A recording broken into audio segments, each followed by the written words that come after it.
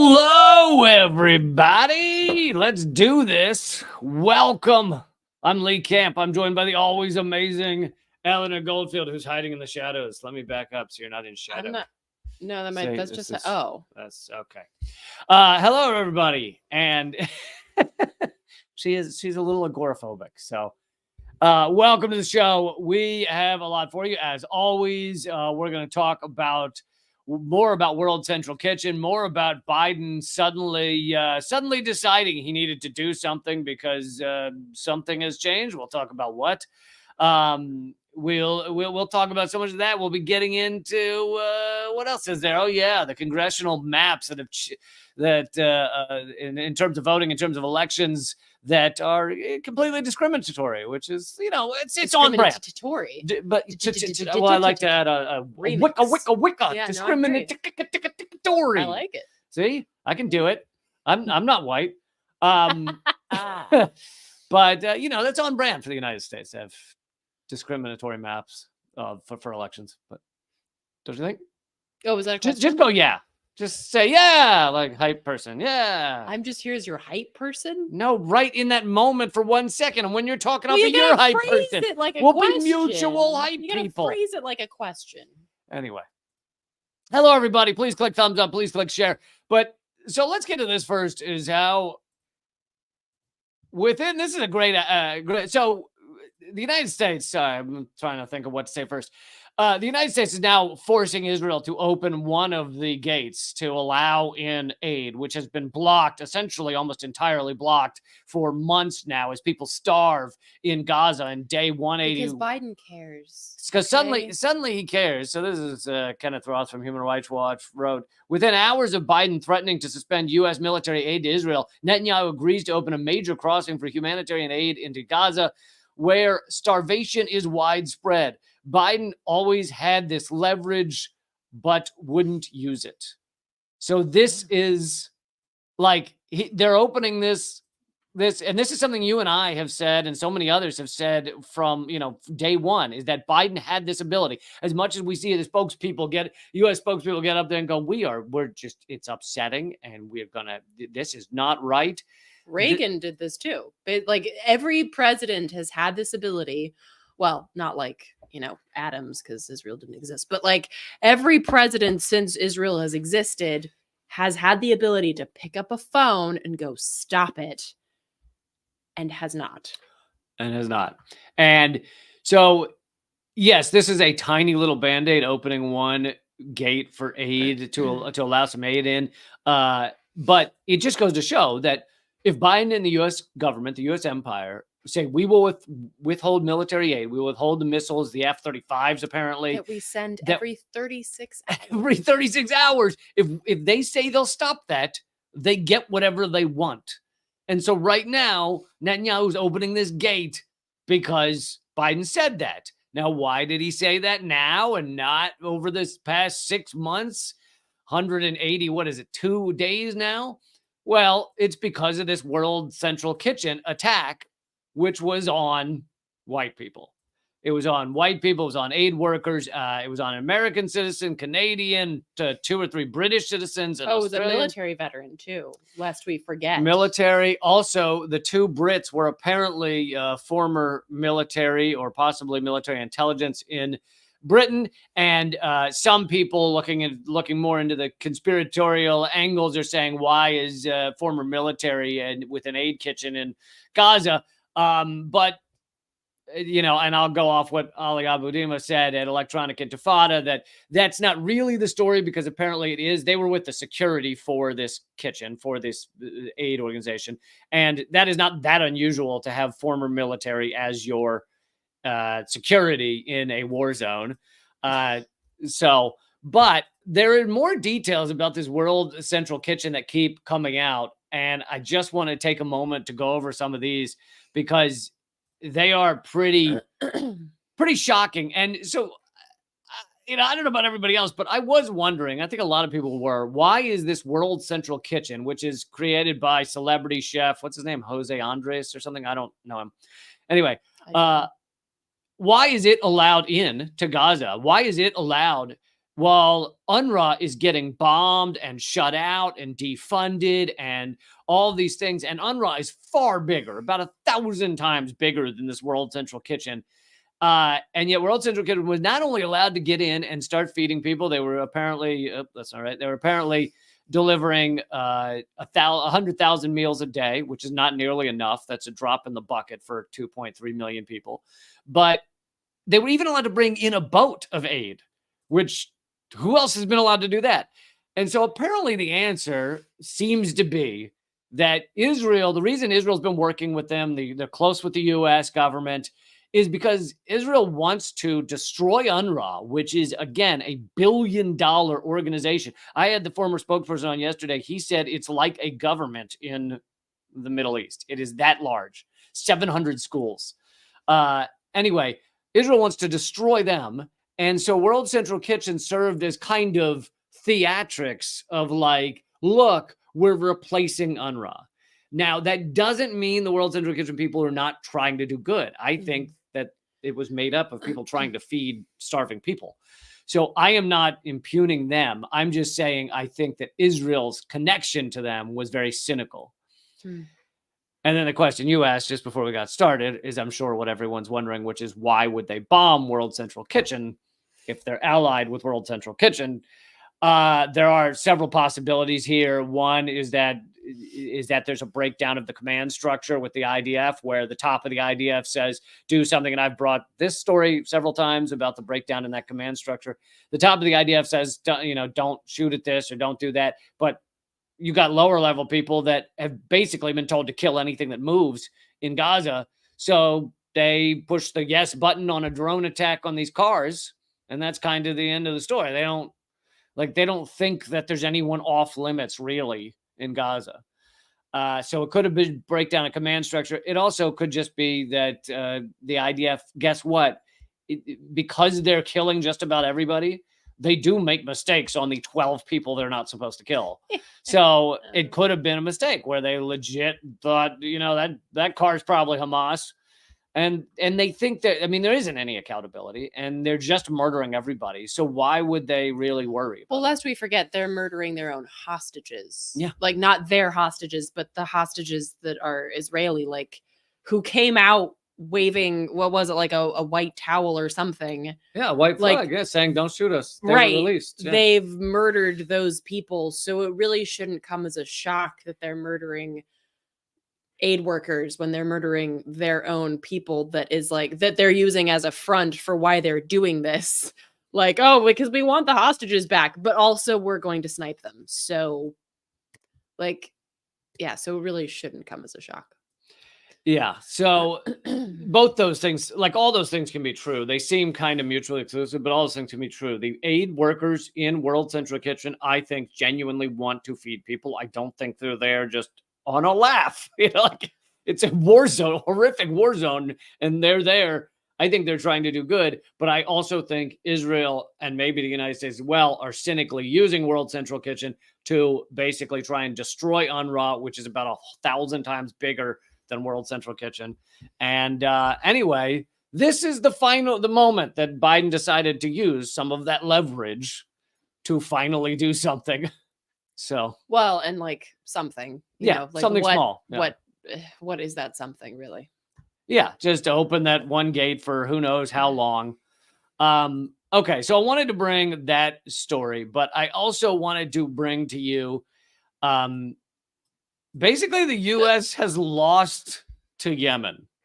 We have been defeated again. The U.S. By the way, the U.S. government has been defeated by Yemen because we also lost when we were doing the proxy war via Saudi Arabia. So this will be the second time.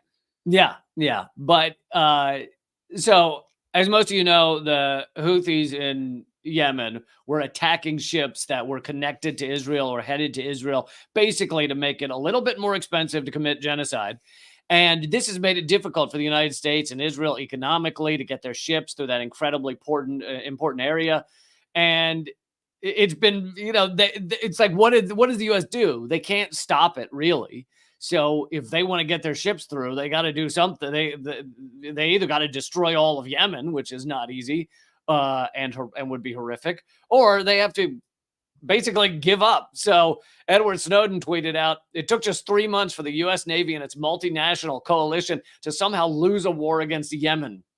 And here's from Bloomberg. The U.S. said it would consider revoking its recent designation of Yemen's Houthis as terrorists if and they always throw in Iran back, if the militants cease their shipping attacks in and around the Red Sea. So basically the U.S. is backing down. Where is I had it up here somewhere, but anyway, I think I lost it. U.S. What? No, scroll down. U.S. may revoke. There. There it is. U.S. may revoke Houthi terrorist label if they stop Red Sea ship attacks. That was the Sean Connery. That was the Sean Connery version. The Red Sea ship attacks. The Red Sea ship attacks. Will must be stopped. Washington seeking diplomatic off-ramps. That's basically like you got your ass kicked, says Yemen envoy. Houthis have been attacking ships in the Red Sea since November. And I probably should just comment in here that I support the Houthis standing up against genocide.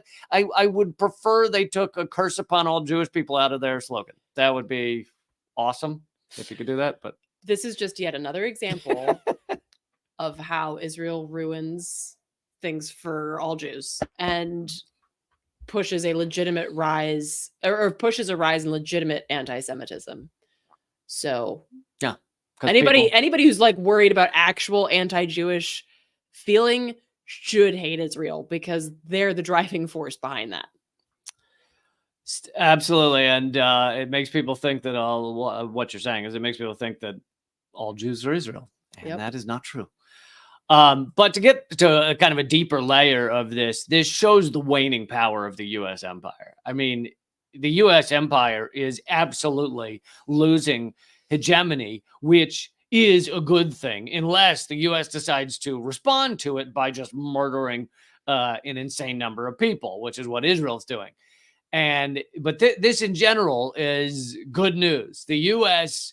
can no longer just dictate to every country in the world exactly how they want things to be. And the U.S. has proven, how do they want things to be? Well, just put a sociopath at the helm of the ship and see how he wants things to go.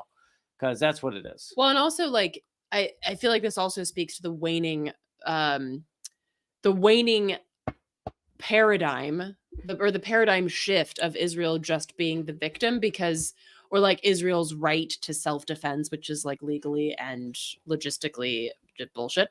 But because if this were happening in 1970, then I feel like the world, much like it did with in 1968, would come in line behind Israel in such a way that like the U.S. might have enough to just outright attack Yemen. Once again, I should say. But now that like there's so much shift towards, at the very least, like not seeing Israel as the victim, and especially towards realizing that they are the perpetrators of violence, I feel like the U.S. realizes, okay, well, if we started an all-out war with Yemen over this, like people are not going to have our backs, especially when you compound that with the U.S. history in the Middle East, which is, I want to say, checkered.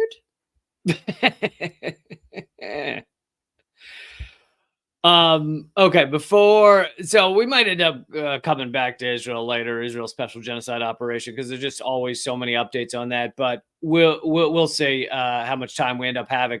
But before we leave that topic for the moment, I just wanted to throw in here that yesterday I had on Chris Gunnis, the former spokesperson for UNRWA. He was amazing, and he mentioned that people are asking to help and how can they help. And he said donating to UNRWA doesn't really change much because UNRWA is $1 billion organization that needs hundreds of millions of dollars. And that's what the U.S. is taking away. Right. So $5 is not. So $5 is not going to make a huge difference. He did, however, mention other on the ground organizations that are trying to feed children in Palestine, in Gaza. And he apparently, while the one he mentioned seems great, he apparently mentioned the wrong organization. And so he wanted me to let you guys know about this one. So I just wanted to do that real quick. It's called Hope and Play. And I think this organization and the other one he mentioned were about helping Palestinian kids have the ability to actually play and be children. And now they seem to have shifted the organization almost fully to feeding kids, feeding orphans, because that is the main goal right now, is just get them fed. So this organization looks pretty cool, and he wanted me to tell you guys that. Hopeandplay.org, not .com. So hopeandplay.org. Okay, just wanted to throw that in there. Cool. We're talking about EPA real quick and EPA? East Palestine. Sure. Because I have that update. I wanted to bring to them that you have not spoken to me of this like prior that you wanted to cover this. So when you just say the EPA, I don't know what you're talking about. But now you do. But you said, I'm just letting you know that in the future, if you're just like, hey, you want to do the thing that I haven't talked to you about? Sure. Well, talk to the producers. Mm-hmm. Listen, bring it to them. Okay. Mm-hmm. Just bring it to the producers. Okay. So, well, let's do that one in a minute. What do you want to do next? Hey, you're driving the bus. I'm just a passenger. Okay. So most of you guys know that East Palestine was Palestine. Sorry. Palestine. You say Palestine. I say Palestine. Let's call the whole thing off. East Palestine, Ohio, was where that massive train derailment. Then they burned off all that toxic fluid. It happened a couple of years ago, but February of last year. No. Yes, I know your sense of time is warped, but like. For reals. Is that when it was? February 3rd, 2023. Look it up. Hey, let me Google that for you. 2022, maybe? Nope. Okay. Still just 2023. All right. 1 year ago. Anyway, totally horrific. People horribly harmed, and they continue to be harmed. Well, this just came out yesterday, and I saw it by Savage Joy Marie. I would definitely want to give her credit because she has stayed on this topic. She has gone to East Palestine multiple times. And she has done great in that regard. So thanks to a FOIA request, they have found the internal emails from the EPA. This is internal at the EPA. So this is not meant for the public to know. And I had mentioned, actually, Savage Joy told me in an interview once that I was the first she ever heard of this, about the EPA's ability to declare a state of emergency for an entire city and get them all universal health care. They have that ability. They have that authority. And I can't remember where I found out about it, but I had brought it up. And she then has been touting it a lot as something that should be done for East Palestine. The EPA could say all of that town gets free healthcare, and they could do it tomorrow. And instead of watching these people suffer and struggle and die, they could do that. And it's only been done once. One city has universal healthcare in America. It's called Libby, Montana. And they get healthcare forever. Oh, is that because of it's like an underground fire? No, I think no, the underground fire. Oh, that's crazy. No, this is asbestos mining, I think. Huh. There is, everybody, if you want a good time, look up this town in Pennsylvania where there's an underground fire that's been burning since the 1960s. Like literally, and the whole town's been emptied out. So it's a ghost town now because you can't live on top of a fire. And it's been burning. The portal to hell is still there. It's been burning underground since the 60s. Okay. So they don't have healthcare because no one's there. Yeah, they made them all leave. Yeah. Okay. I think there are 3 people left, and one of them's the mayor. That's awesome. Dude. Their city council meetings must be like off the hook. The article I read about it, the reporter was walking through the town. He saw one guy sitting on a stoop. It's the only guy he saw. And he goes, "Hey, we're looking for the mayor." And he goes, "I'm the mayor." God bless you. Sounds dystopian to me. Really does it? I think it sounds delightful. Okay, so here's my post about this. And here is the actual email internally at the EPA. And someone brought up someone brought up Libby, Montana, and they said, "Agree with you, Jeff. The issue of declaring a public health emergency is a difficult one. We have the authority, but have only used it once in Libby, Montana. Best not to get into this." So if you look at the date, that's February 20th. That is 17 days after the derailment. Best not to get into this.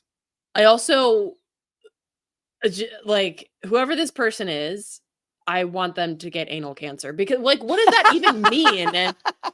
Best not to get into this. We've only done it once. Oh, so you mean like there's precedent? to do the thing. There's precedence. Yeah.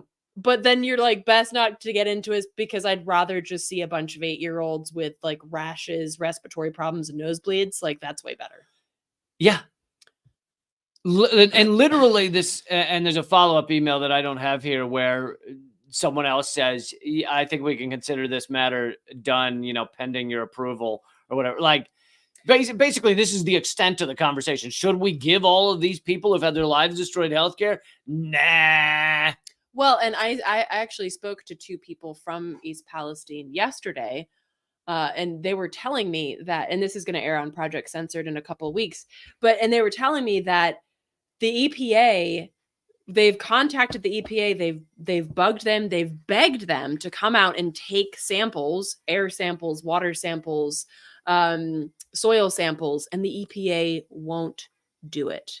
The EPA is stonewalling them. The EPA won't even they won't even test or clean up. So like they said, like by where the train derailed in the creeks, like there's still a sheen on the water. Like the EPA won't even do the menial job of like a cleanup. So the level that to which the EPA has just totally backed away from this is remarkable and totally horrific. And so I'm not surprised to hear about this. But yeah. Yeah. I mean, here are the articles about it and some of the imagery. I mean, look at that train. It was 38 cars that derailed, and all of them were carrying hazardous materials, which they then decided to burn because that's a solid idea. Yeah. So apparently the burning is what actually caused a lot of the problem. It was putting all of it into the air. So the entire area was just infected, and people to this day, reporters like Joy Marie will go there and get nosebleeds in a matter of days. They'll go there for a few days. And just like the folks that I spoke to, the man says that he had to stop working because he now has a heart condition and he has to take a shit ton of meds. And it's like people, and then he brought this up, and I'm so glad that he did, because I hate this line of neoliberal, this talking point. Well, why don't you just leave? It's like, he's like, I was making $80,000 a year and now I make $0. Guess how that's affected my family, and guess if I have money to move. And where am I going to go? Because I can't work. So it's like this idea of just hey, why don't you just fucking leave? It's like, hey, that sounds great. Are you going to pay for it? It's like, these people aren't staying out of some kind of out of for fun. Or because they're like, no, I refuse to leave my home plate. It's like, they're stuck. They're literally stuck in a toxic waste dump. And they can't get out, and neither the government nor Norfolk Southern, the rail company, are doing a shit, a modicum of anything to deal with it or take any accountability. So it's like, this is this is the U.S. Yeah, and the deeper level of this is that it shows that our elected officials, our government in general, does not give a flying shit about average people, about people out there that are struggling, even when these massive corporations have some sort of quote unquote accident, which we could also spend a half hour talking about how they knew this was coming.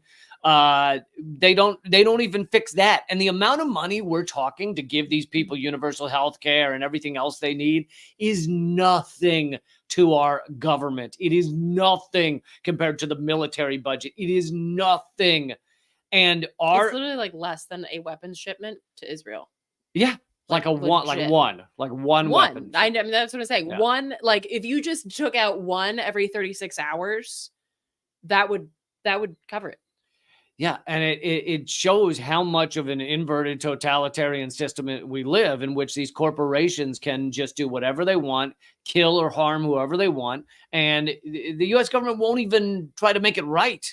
And then about how you could have known this type of accident was coming. I mean, these bomb trains explode all the time, but this is the union, the rail workers union, called it an 18th century accident, because these type of trains and the technology on them, they're not even used anymore, except in third world countries, if we still use that term. But And these trains are still going through East Palestine. They're still going through all of these towns. And the same problems that created this derailment still exist. So you're not only are you not addressing this disaster, this catastrophe, but you're not addressing what caused it. So it's like it will happen again. So, yeah, there you go, folks. There's the update on what we finally found out about internally at the EPA. They know they have the ability to give all of these people health care. They could just, with the flick of a pen, it would happen. Emergency, declared emergency, give them all health care. We have the authority. We've done it in Libby, Montana. Let's not get into this. Let's not worry about it. Does Libby, Montana still have? I think it's forever. Oh. As far as I know. Okay. Which story would you like to go to next? This one? So this story is interesting mostly because I'm going to shit on the concept of voting. But I want to cover this because Excuse me, language, the idea of voting. Sorry. The paradigm? Shit on the idea of voting. Yes. So this is, and I'm not shitting on like ProPublica. They do actually really great work, and you guys should, y'all should check it out. By the way, everyone hit subscribe and hit the bell icon. We're getting close to 70,000 on YouTube. Woo! Okay. In the chat, somebody just wrote, the whale day should be nationalized. First of all, I see you. And secondly, I agree. I agree. For those who don't know, inside joke, Eleanor loves the phrase railroad workers. You know what? I'm not going to say it. It's a stupid. There are too many R's. And then you add a W. It's like, fuck, yeah, that's not fair. Rail workers. I've started, get rid of the road. Here's the problem. I've started saying rail workers, but sometimes I still trip up on it because like I have such an overly analytical brain. Is like I get like anxiety about knowing that I'm going to say it. So I'll still mess it up. Right. We got a super chat. WCK World Central Kitchen driver killed was Palestinian. If all 7 were Palestinian, Genocide Joe would have snored on it. Yeah, totally agree. Okay. So this report is basically that the districts, how they're drawn, how they're gerrymandered, which, as you pointed out once, actually has a connection to salamanders, which is hilarious and feels very on brand with like how ridiculous our where the name gerrymander came from. There was a guy named Jerry who came up with a district map that looked like a salamander because it was so insane, and so he was like the first to do it, and so they called it gerrymandering. So legit, like your inability to cast a Democratic vote is because of some dude named Jerry and a salamander. I like, you could not make this shit up. Our history is so fucked. Okay. So this is particularly discriminatory in the South. Who could have guessed that? With regards to white and black districts, right? All right, Sherry. And so basically what this report is saying is that these ridiculous gerrymandered districts are going to remain in place because they don't want to rock the boat ahead of the election. And that would be our genocidal war crime vote. Yes. Okay. And they call it the Purcell principle, which is based on a 2006 court case from Arizona that found that voters may be confused by late changes in polling places or election procedures. We want to keep our discrimination so that voters aren't confused by a lack of discrimination. Right. And we're like, wait, why am I not being abused and discriminated against? Right. And also, first of all, the infantilization of like, well, because everyone's an idiot, so they're not going to understand. And it's like, but the way that the way that you've set up voting in and of itself is confusing. So it's like to suggest that if you change it to make it more, I don't know, democratic would make it confusing. This is kind of like keeping slavery because it would be so confusing to everyone. Yeah. And there's a lot of bureaucracy involved. Yeah. So like, you know what did that thing like? Let's just not get into it. Let's not get into it. So here's the point here's a point that I wanted to make. So as ProPublica points out, the cases illustrate, because there's a lot of legal cases in places like Mississippi and Florida, who knew, Utah, so several states are dealing with this issue, and they say that the cases illustrate how difficult it is to reverse gerrymandered voting maps, even when lower courts find election maps illegal and give state legislatures months to make corrections. Appeals and other delaying tactics can run out the clock as elections near. You know what this reminds me of is like, once a system is corrupt, the corrupt people in the system aren't going to undo their own corruption. Mm-hmm. It's like the mob isn't going to step in and be like, maybe we should stop being so mob-esque. You know, we're being a little too mobby. Right. Like, you can't expect the corrupt to undo the thing that put them there. Well, and I say this to also point out that, like, on a very basic level, on a very local level, we don't have democracy. Just the fact that, like, we live in districts that are written based on a salamander. It's like our access to democracy on the smallest local level is greatly restricted and wholly dependent on what feels like to me like very much like how they drew lines of the original states. You know, like, I don't know, just put it here. That it makes no sense based on who lives there. It makes no sense based on like you know, like the ecosystems. It's like, I don't care.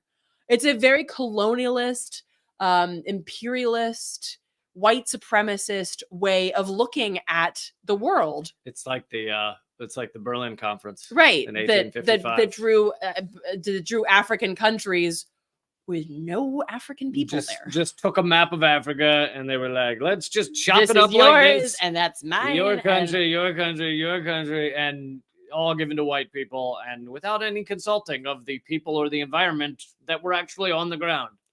And the other point that I wanted to make is, like, you would need to have a very streamlined way of doing this so as to not make it racist, which is basically impossible because the whole system is racist. But my point is this, that neighborhoods change a lot and districts change a lot. So for instance, when I first moved to Los Angeles, weren't a lot of white folks in downtown. Now it's like all white folks and people drawing fucking swans and lattes and shit. And so that's like over the course of 20 years. Drawing swans and lattes. You're saying in the people living under the bridge weren't painting the swans on the lattes? Wasn't a lot of like the foam. Seriously, I made a guy in suspenders very angry once by saying that I didn't need him to draw me a goddamn like woodland creature in the milk of my latte. You realize in this ridiculous capitalist system, those suspenders and that swan were the only passion in his life. Look, I'm sorry. I was just late for work. All that was keeping him going. I didn't need and you came in and you said, I don't want the swan. And he saw his whole existence drain out of his body. Can you think about that? I didn't at the time, but now that you've so and same thing like where I used to live in DC, Adams Morgan was at one point predominantly black area. Now it's predominantly white. So it's like, in order to actually address the continued systemic racism vis-a-vis gentrification, for instance, you'd have to redraw these maps like all the damn time for it to make sense and for it to be even like, again, like even have a modicum of justice. But you're not going to do that because the whole system is based on injustice. And the whole system of voting is bullshit. And I'm sorry, this is kind of like it seems like a bit of a turn here because I'm using this. It seems like a bit of a turd, honestly. But my point, like when I was reading this article, I was like, yeah, the larger story here is like, we don't have any kind of democracy, even on a lower level. Like you think, oh, in a local election, I'm making a difference. And it's like, okay, maybe in some places you are. On the whole, no, because you still don't have a say in how these ridiculous and totally arbitrary lines are drawn. So all that to say, voting is no more powerful than they want it to be, and they don't want it to be powerful because they're the keepers of the pens that draw the lines. Well, and as you've often said, and Well, or maybe it was someone else said it's like turning your blinker on while you're driving, and then you switched it to it's like wiping your ass. No, I said the blinker. I have both. I have both. You came up with metaphors. both? Okay. Yeah. Well, I started with the blinker, but then I was like, maybe it should be something a little bit more personal. I feel like wiping your ass is more important, though, honestly. So the blinker might be the better analogy, but the funnier one's the wiping the ass. Anyway, it's like turning on your blinker while you're driving because, yeah, do it. You're less likely to get in an accident. But if you think that you're changing the world, like if you look at the genocide Israel's committing and you're going, I'm going to turn on my blinker when I drive and all will be right in the world, then you have misunderstood the power of blinkers. So. Touche. Touche, you quoting me. I gave you credit. There's royalties in the mail. Oh, okay. Good. All right, let's move on to just 57 companies destroying our future. We have several stories, more coming in a few minutes. We'll be heading over to justrumble.com/LeeCamp as well as my locals page, but we'll stay on all the platforms for a little while longer. We're getting really close to 70,000 subscribers on youtube.com/moment of clarity, which I'm sure if you just search for my name, you'll probably find it. I'd love, if you're watching there or you're not watching there, I'd love for you to click subscribe. It's free. Click the bell icon and get us over 70,000. That would help. Your super chats always help. Becoming a member at Locals is the best way to help. And thank you guys for keeping this show going.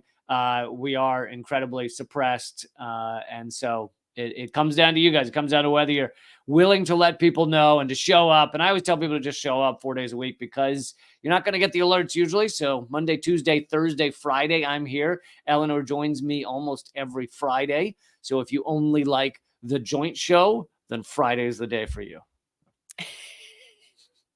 No one here just likes the Friday. Hey, Displaced 55 did a super chat over on Rumble. Said, gotta love salamanders, but that guy Jerry, not so much. I know, it's like, it's also twisted. You're taking a pretty cool animal like a salamander and just giving it the worst reputation. I mean, Because we've you're done an that. We've asshole. done that for a lot of things. Like the donkey got ruined by being the Democratic Party. The elephant got ruined with the GOP. Also, I think the donkey just being called an ass, it was ruined. Well, and so I looked up the basis of it. Like, why did they ever want to be the donkey? They didn't really want to be. A political cartoonist first represented the Democratic Party as a donkey in like the 1880s or something because he was saying they were stubborn asses or something. And then they decided to make the insult their like crowning. Maybe, or it just started to catch on. And then at some point the Democrats were like, I guess we're the donkeys. So, I mean, they are asses. The more egregious one is the elephant, because elephants are really cool and they're really smart. Mm-hmm. Way smarter than 80% of Republicans. Anyway. Yep. So this is actually kind of like an update. Several years ago, there was basically 100 companies are responsible for 75% of global emissions. And I remember covering that at the time and being outraged that 100 companies were writing the death warrant for our future, for our kids, our grandkids, all those things. But Lee, our pets, we have whittled that number down. Isn't that nice? Gravity of capitalism. Can you feel it? Yeah. So now it's just 57 companies linked to 80% of greenhouse gas emissions since 2016. 57. 57 companies. I think we that guillotine would remain sharp. Like you wouldn't even have to use it. No, it would not be blunt. It blunted at all. Yeah. Literally, there are more Matchbox cars in my home than there are companies linked to 80% of greenhouse gas emissions. There's no kid involved. She just likes Matchbox. I just really like Matchbox cars. So, so these are. Should I read the first paragraph here? I'm gonna read the first paragraph. Okay, you do it then. This is my story. Poaching my damn story. Okay. A mere 57 oil, gas, coal, and cement producers are directly linked to 80% of the world's global fossil CO2 emissions since the 2016, totally useless, Paris Climate Agreement. So this powerful cohort of, state-controlled corporations and shareholder-owned multinationals. And maybe I'll let you finish first, but that speaks to an important analysis of economics. But go ahead. No, go ahead.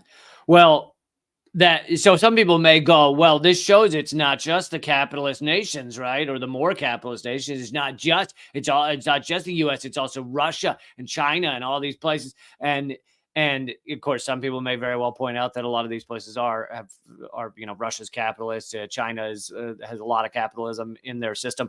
But here's the thing: is it actually doesn't have to do. I mean, aspects of it do, but it doesn't fully have to do with just capitalism. It has to do with market economics. You could have socialism, have a state enterprise where the profits go to the people. Like Venezuela, sold their oil and gave all the profits to the people. And it was beautiful, right? Thank goodness it's not owned by a tiny number of oligarchs. It could be exactly the same, where you still are destroying the planet by extracting all this stuff. So it's market economics. It's not just capitalism. Well, and Norway gives a good portion of the proceeds from its oil drilling to the people. So, and to some fish. Well, the fish are dead because of the oil drilling. So then the next in line on the will after the fish are the people. Okay. So that it comes back to the people in the end. Yep. So. So it speaks to the point. Yeah. Right. So like this is, I mean. And this is not even taking into consideration the U.S. military and the like how remarkably dirty and pollutive war is. Like these are just like gas and coal and oil and cement producers. And just to be clear, like these this branches out into other aspects like plastic. Sorry, I think I swallowed my own hair. I would keep going, but I wasn't sure what it's plastic. Okay, I got it. Yeah, okay. So basically, like the plastics industry is the oil industry, right? And so when we talk about plastics made from oil. Yeah. So when we take two oils and you put them together and you get plastic. I'm very smart. When one oil loves another oil. Yeah. So basically, like, so the biggest investor-owned contributor to emissions was ExxonMobil. ExxonMobil has its hands in like so much shit. A lot of plastic, though.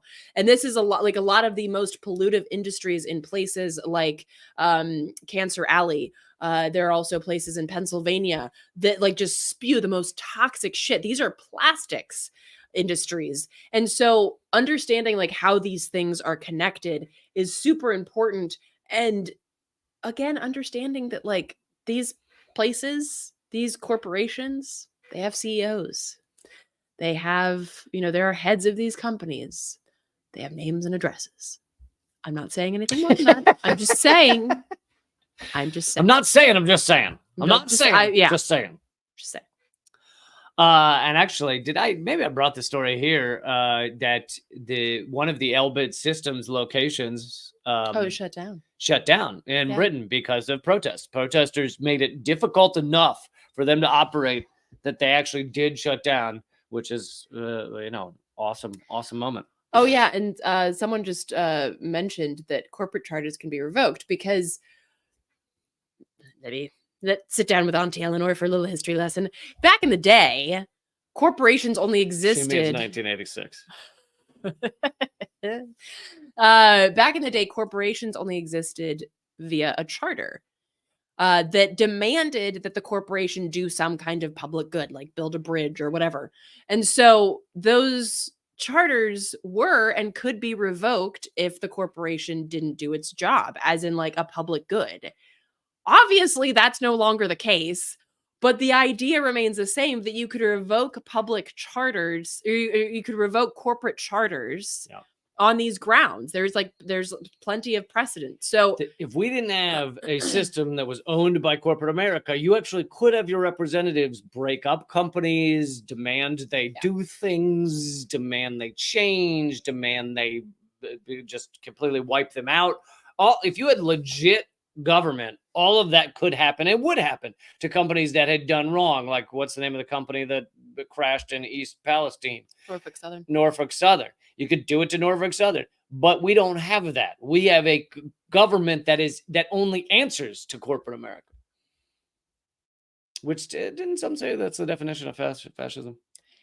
Mussolini Heard said of him? that Pizza pasta, right? the classic definition of fascism is basically like a right wing collaboration between the corporate sector and the government in order to basically control a population, and that's what we have here. Okay, so we've got more on this story as well as an amazing clip of the What president of Guyana. Oh.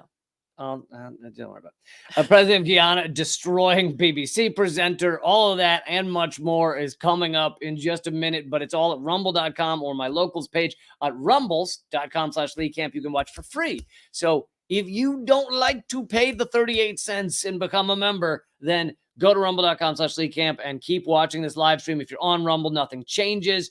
Just give me 1 minute to switch the streams. You guys rock, man.